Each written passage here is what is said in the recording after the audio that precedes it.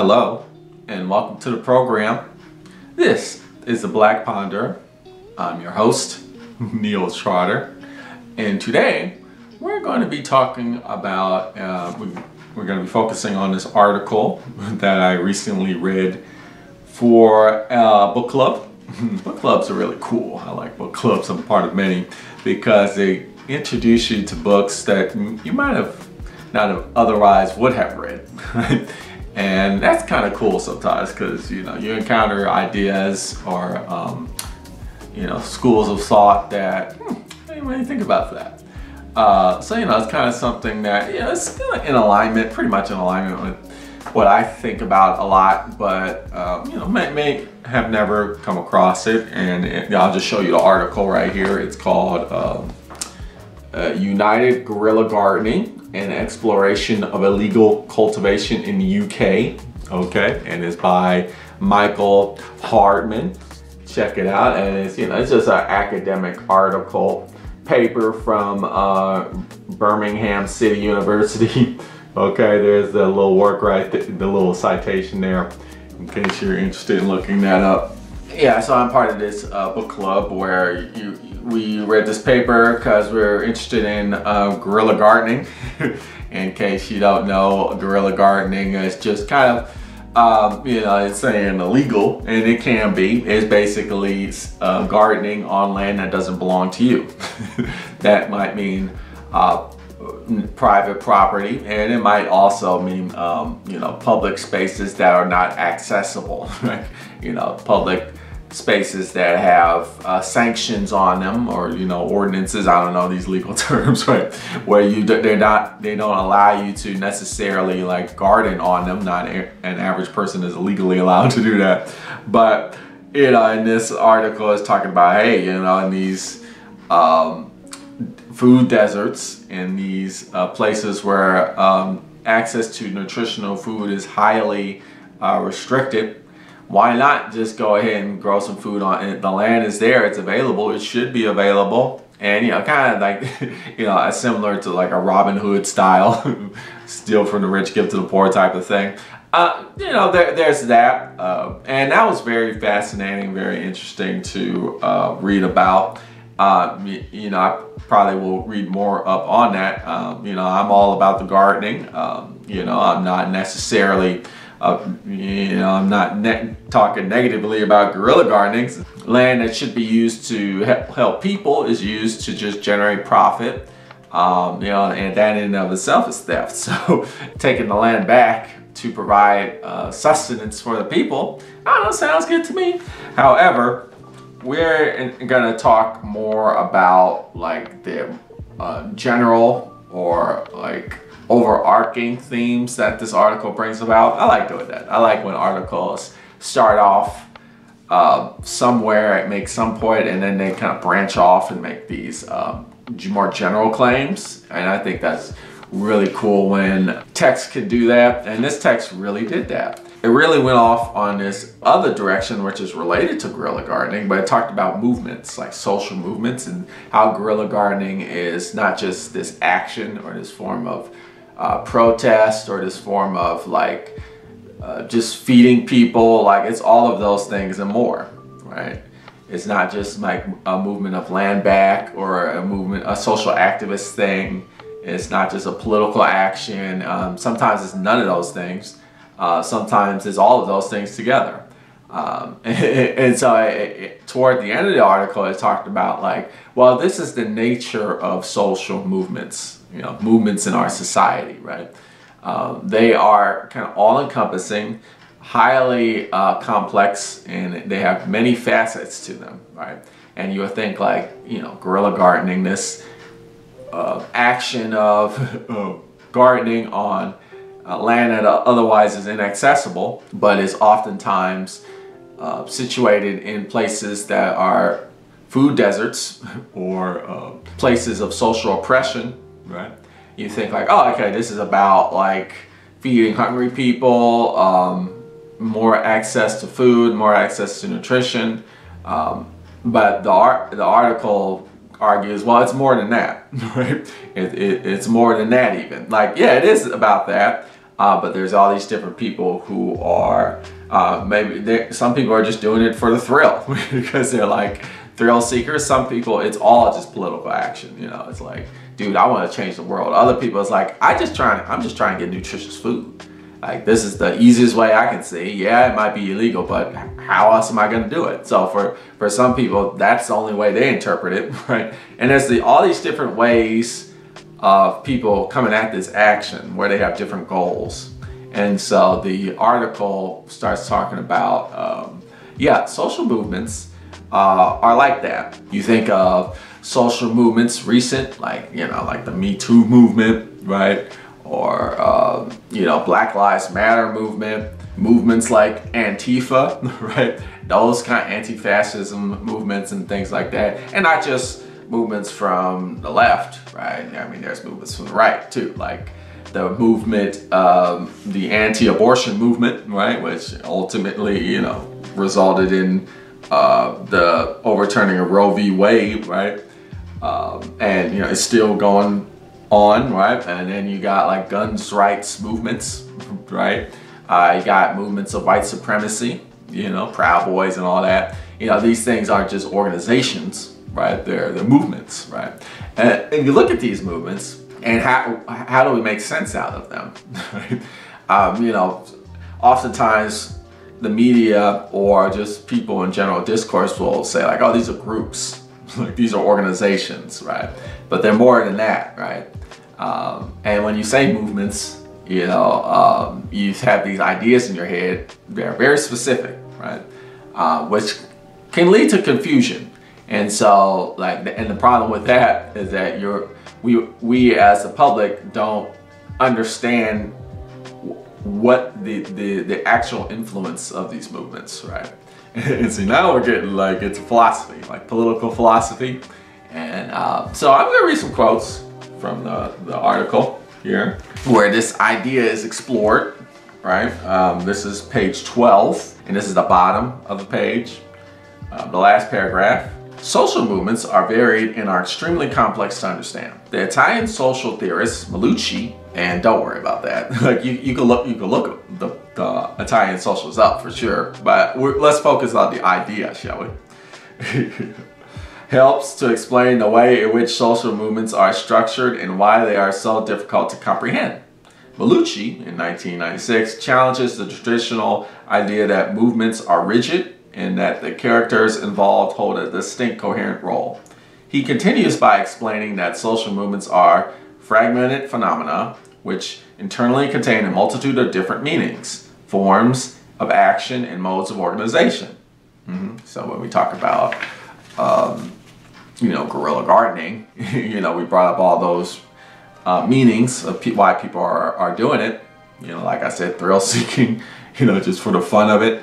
You know, some people are actually trying to get food that's nutritional. Some people are like, look, I'm trying to change the world. Like, this is a political act, and we gotta like take the land back. You know, it might be like more focusing on like reclaiming land, and other people might be like, I'm just trying to stick it to the capitalists. You know, I mean, there's all types of points of views and reasons why people are doing certain things, right? But it's all encompassing in this movement, right? And you can say that to all types of other movements. Let's take the anti-abortion movement, right? Let's go on the right side. Oh, right side, right? Stage left. Right? The anti-abortion movement is, you know, primarily about a religious motivation, but that's not the only reason, right? You know, it's also about power, making sure certain social norms are put in place, and some people are very invested in those social norms.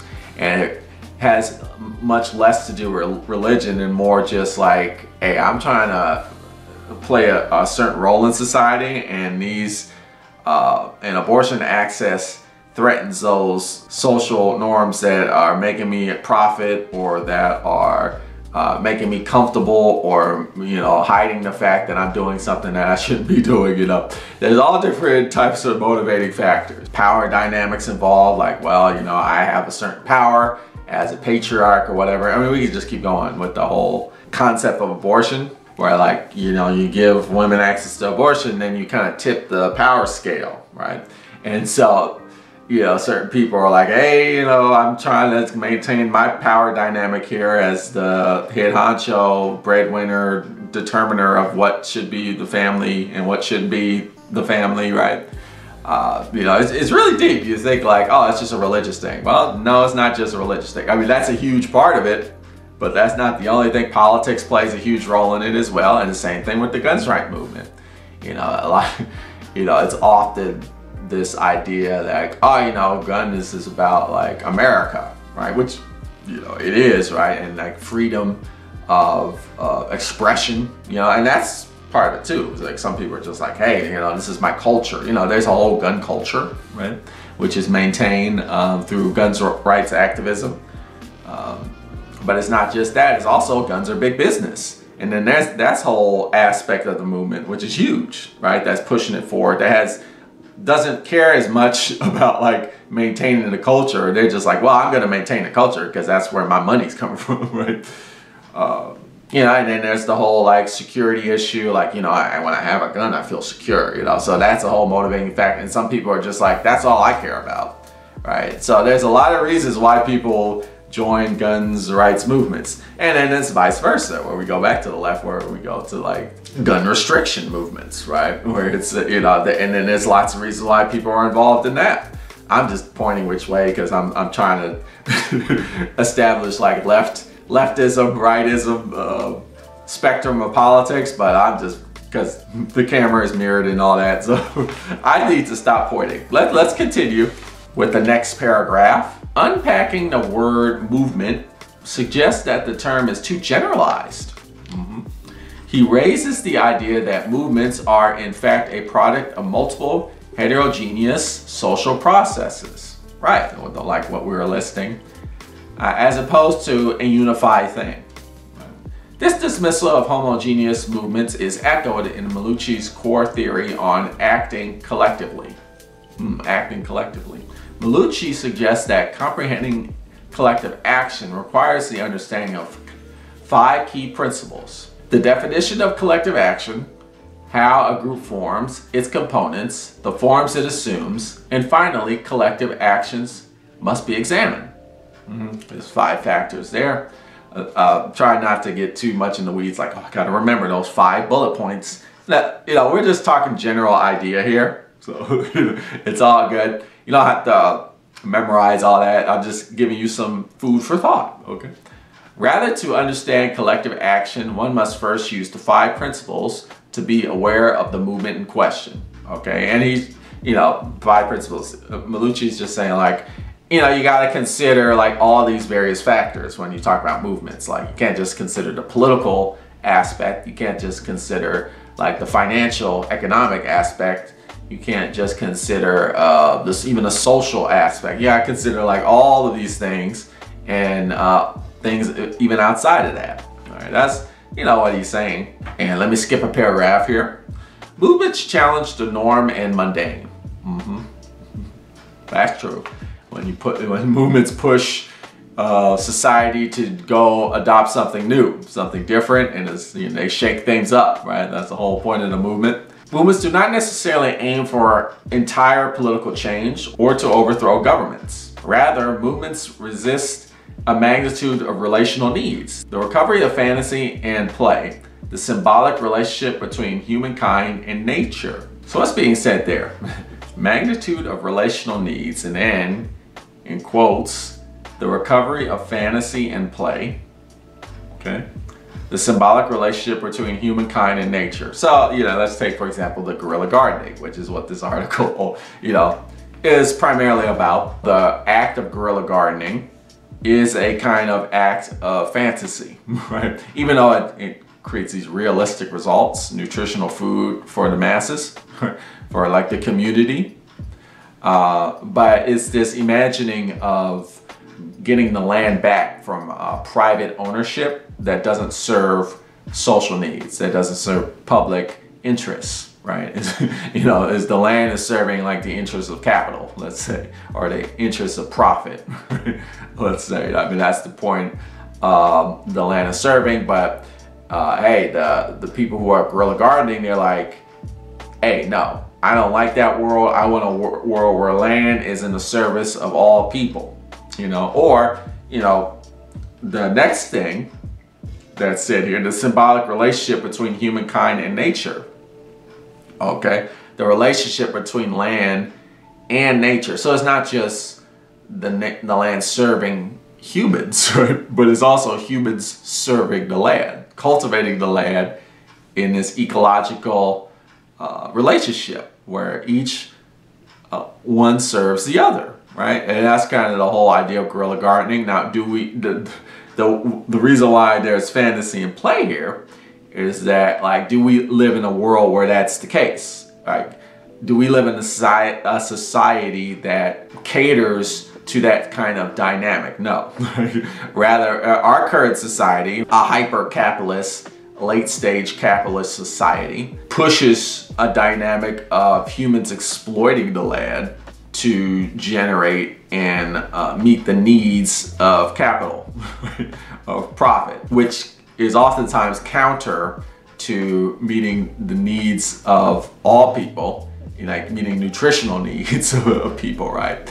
And meeting also the needs of the land. So there's kind of this imaginative act, like, well, okay, if I start doing this guerrilla gardening, then I can actually work toward the goal that I'm fantasizing about, right? So you're actualizing your fantasy through a kind of play dynamic. You're like, okay, I'm gonna go out, I'm gonna, you know, garden.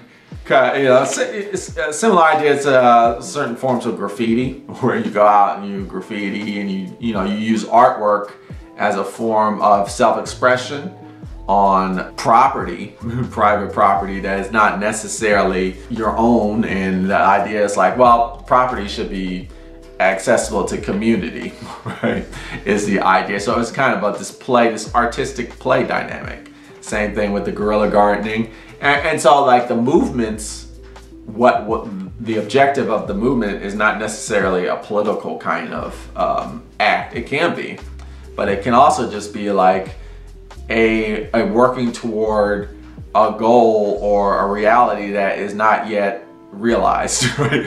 A reality that's in the mind, like a fantasy, but the acting or the doing is a way to realize that goal, and then that's the play. Not limited to play in the sense of like, hey, let's just play Super Mario Brothers.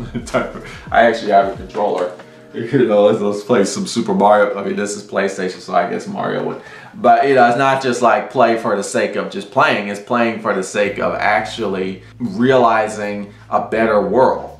And realizing a better world often involves like this imaginative creativity, which can be expressed in a form of play, right? So it's play in a very constructive, progressive, useful, enriching, beneficial way. So I continue here. I skip 5 lines down. Collective identity is an interactive and shared definition produced by a number of individuals or groups at a more complex level concerning the orientation of their action, okay, in the field of opportunities and constraints in which action is to take place. So here this article is saying, look, identity, what is identity? Identity is action, all right? It's not just a mode of being. It's not just a statement, right? So, I am this, right? You know, for example, we call it, this channel is called the Black Ponderer, like I'm black. What does that mean? Like, I am black. Well, the blackness is expressed through action, an experiential, active participation in life that involves several social interactions and interrelations and social dynamics that are involved with economics and politics and so forth and so on, right? So the article talks about how guerrilla gardening is a movement. So when you identify as a guerrilla gardener, what you're doing is you're expressing like the way you act, right? It's an action. Yeah, I go out and I plant seeds and cultivate plant life that's nutritional and serves community and the public on land that I don't necessarily own, that I believe should be used to help the community or all people rather than private owners.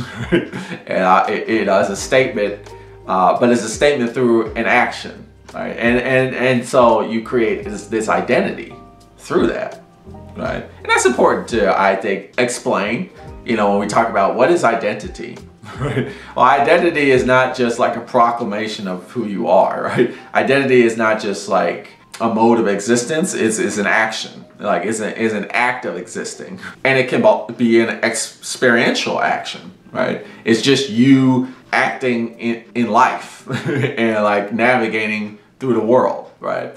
And that is an action, and that's a kind of identity. Or, you know, further, like that's what identity is. And then, you know, it also talks about the field of opportunities and constraints in which such action takes place. Like, so the perceived limitations of action influence identity. So when we're talking about guerrilla gardening, the perceived restrictions or constraints are like, hey, we don't have nutritional food. We live in a food desert. Like, I gotta drive miles and miles. I have to have a car to get nutritional food, and I need to pay a lot for gas money.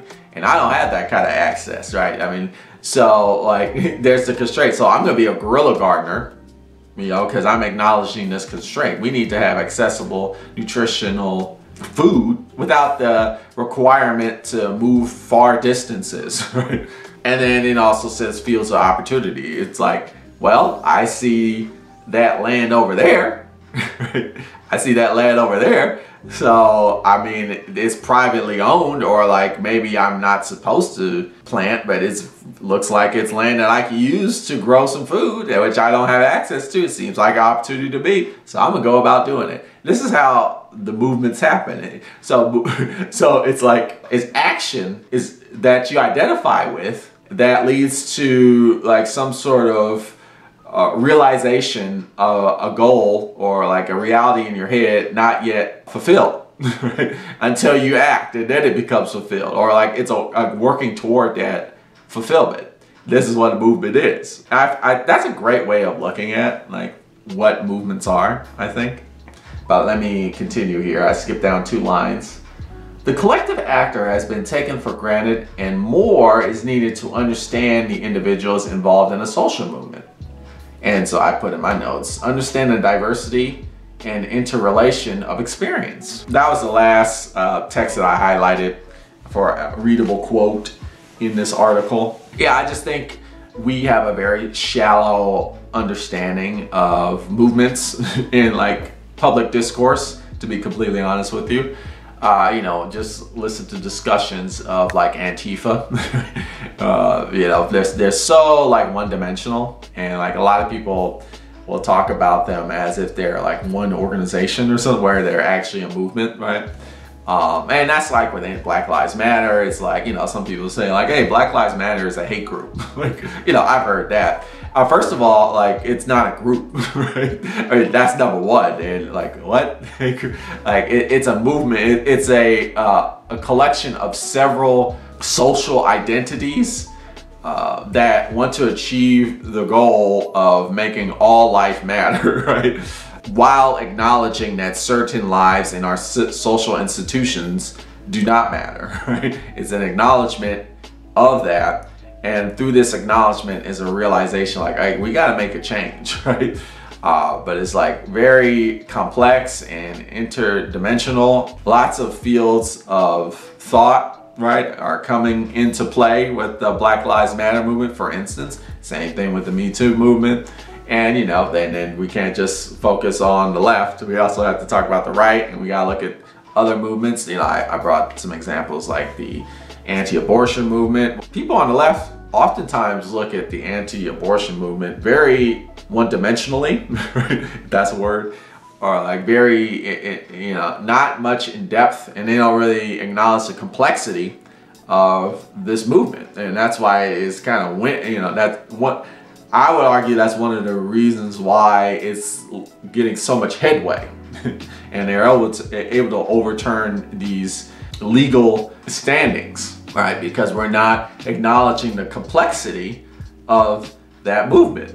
And, you know, gun rights, that's another thing that, you know, and I'm talking about this within the context of the United States as an American. So these are the things that we're talking about here. This article talks more about the UK, the United Kingdom. But yeah, I just think it's very important to really like sit down and really think about like what really is a social movement. Because I think we, as a society, just in public discourse, you see it all the time on the internet. It's very simplistic, one-dimensional, and you know, when we talk about these things, we're not really talking about the reality of them because we gloss over too much, right? So I thought that was a really great article that really broke down a lot of what a movement actually is. And I think once you start doing that, you'll be able to more constructively talk about these things in a way that actually leads to like meaningful results and actions and conclusions. So I would encourage you to check out the article. You know, also a lot of information about guerrilla gardening if you're into that. Anyway, you've been watching The Black Ponderer. Tune in next time for more philosophical thought.